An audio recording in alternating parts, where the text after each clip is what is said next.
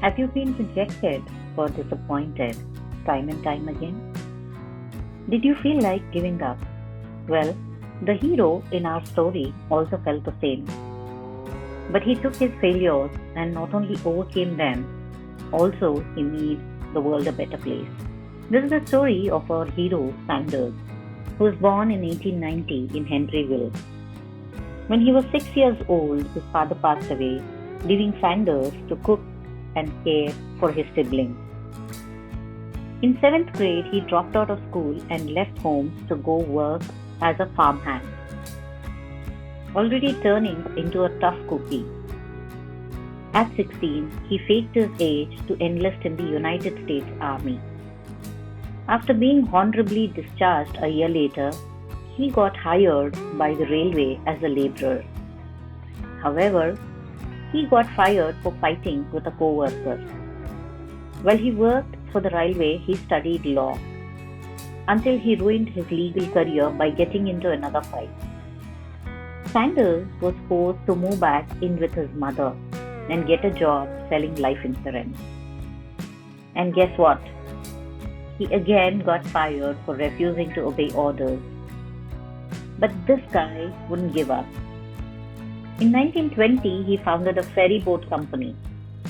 Later, he tried cashing in his ferry boat business to create a lamp manufacturing company, only to find out that another company already sold a better version of his lamp. Poor guy couldn't make it big in this industry. It wasn't until age 40 that he began selling chicken dishes in a service station. As he began to advertise his food, an argument with a competitor resulted in a deadly shootout. 4 years later, he bought a motel which burned to the ground along with his restaurant. Yet, this determined man rebuilt and ran a new motel until World War II forced him to close it down. Following the war, he tried to franchise his restaurant. His recipe was rejected 1,009 times before anyone accepted it.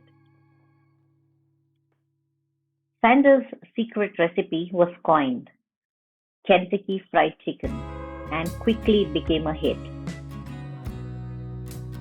However, the booming restaurant was crippled when an interstate opened nearby, so Sanders sold it and pursued his dream of spreading KFC franchisees and hiring KFC workers all across the country.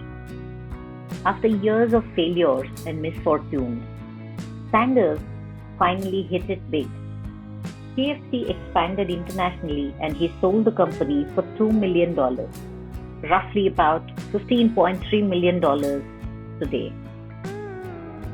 Even today, Sanders remains central in KFC's branding and his face still appears in their logo. His goatee, white suit, and western string tie continues to symbolize delicious country fried chicken all over the country. At age 90, Sanders passed away from pneumonia.